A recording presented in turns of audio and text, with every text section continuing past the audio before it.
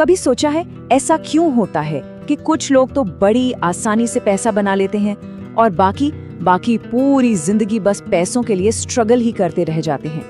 आज हम secrets of the millionaire mind किताब के इसी गहरे राज को खोलने वाले हैं। तो क्या है अमीर बनने का सीक्रेट?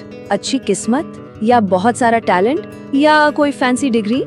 सच बताइएगा, हम में से ज्यादातर लोग यही तो सोचते हैं ना।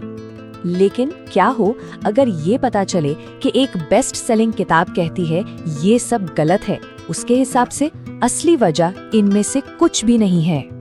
किताब कहती है कि आर्थिक सफलता का सिर्फ एक सबसे बड़ा कारण है और वो है किसी भी इंसान का फाइनेंशियल ब्लूप्रिंट। ये है क्या? समझिए कि ये पैसों को लेकर दिमाग में एक छुपी हुई स्क्रिप्ट है जो हमारे हर आर्थिक फैसले को कंट्रोल करती है। तो ये फाइनेंशियल ब्लूप्रिंट आखिर है क्या चीज? चलिए जरा करीब से समझते हैं इस अदृश्य शक्ति को जो चुपचाप हमारे पैसों के साथ हमारे रिश्ते को बना या बिगाड़ रही है। अच्छा, इसको ऐसे समझिए, ये पैसों को लेकर हमारे दिमाग का एक ऑटोमेटिक प्रोग्राम है। ये वो बातें हैं, वो सोच है जो हमारे अंदर इतनी गहराई में बैठ चुकी है कि हमें एहसास तक नहीं होता। और पता है ये बनती कब है? ज्यादातर हमारे बचपन में। जैसा कि इस किताब के लेखक टी हार्व एकर कहते हैं, आपकी भीतरी दुनिया ही आपकी बाहरी दुनिया बनाती है। मतलब बिल्कुल साफ है, किसी की भी आर्थिक सफलता की शुरुआत बैंक अकाउंट से नहीं बल्कि दिमाग के अंदर से होती है। इसे एक फाइनेंशियल थर्मोस्टेट की तरह सोचकर देखिए। मान लीजिए किसी का थर्मोस्टेट $50,000 पर सेट है, तो वो इंसान $5 लाख तक पहुंचने या वहां टिके रहने के लिए हमेशा संघर्ष करता रहेगा। क्यों? क्योंकि उसका दिमाग उसे खींचकर वापस उसी सेट पॉइंट पर ले आएगा। तो ये ब्लूप्रिंट असल में काम कैसे करता है? ये हमारे अंदर ना दो बिल्कुल अलग तरह की सोच पैदा करता है और यहीं से सारा खेल शुरू होता है। एक तरफ है क्रिएटर यानी निर्माता की सोच और दूसरी तरफ है विक्टिम यानी पीड़ित की सोच। जो अमीर मानसिकता वाले लोग होते हैं वो मानते हैं कि मैं अपनी जिंदगी खुद बनाता हूँ, मतलब वो अपनी जिंदगी की गाड़ी के ड्राइवर हैं। दूसरी तरफ गरीब मानसिकता वाले लोगों को लगता है कि जिंदगी बस मेरे साथ हो रही है, जैसे वो ड्राइवर नहीं सिर्फ एक पैसेंजर है। तो कोई कैसे पहचाने कि वो पीड़ित वाली मानसिकता में तो नहीं जी रहा? इसके 3 बड़े साफ संकेत हैं। पहला है ब्लेम यानी दोष देना, अपनी हालत के लिए सरकार को, इकोनॉमी को, बॉस को, सबको जिम्मेदार ठहराना। दूसरा है जस्टिफाई करना, मतलब बहाने बनाना, ये कहना कि अरे पैसा इतना भी जरूरी थोड़ी है।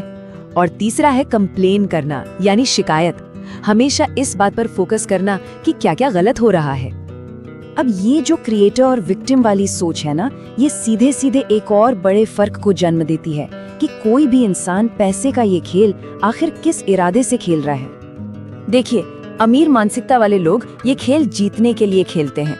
उनका लक्ष्य होता है दौलत बनाना, खूब पैसा कमाना। और ठीक इसके उलट गरीब मानसिकता वाले लोग ये खेल हार से बचने के लिए खेलते हैं। उनका सारा ध्यान बस इस पर होता है कि किसी तरह बिल भर जाए और बस सेफ रहें।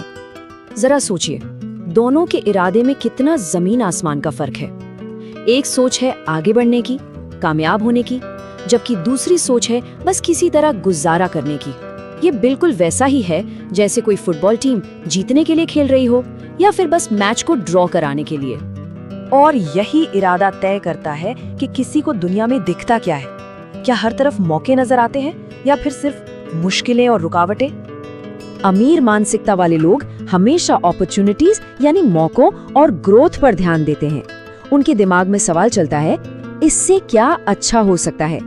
वहीं गरीब मानसिकता वाले लोग सिर्फ रुकावटों और नुकसान के बारे में सोचते हैं। उनके दिमाग में सवाल होता है, अगर कुछ गलत हो गया तो ये एक चॉइस है, रिवॉर्ड देखना है या रिस्क देखना है।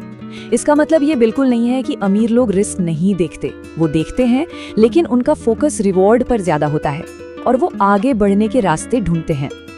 अच्छा, तो अब सबसे बड़ा सवाल, अगर ये ब्लूप्रिंट बचपन में ही बन जाता है और इतना पावरफुल है, तो क्या कोई हमेशा के लिए इसका गुलाम है? क्या इसे बदला जा सकता है?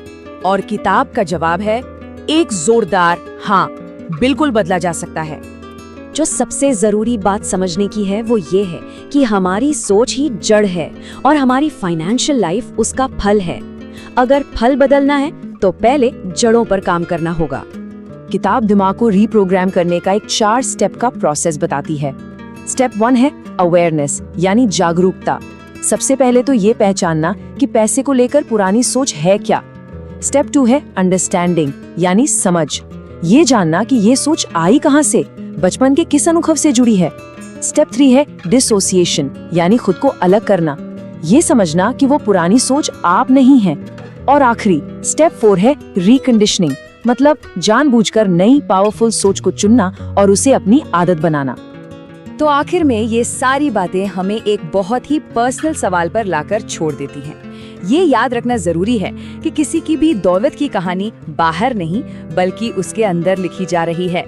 तो सवाल ये है कि कोई भी इंसान अपने फाइनेंशियल ब्लूप्रिंट का कौन सा हिस्सा सबसे पहले बदलना चाहेगा।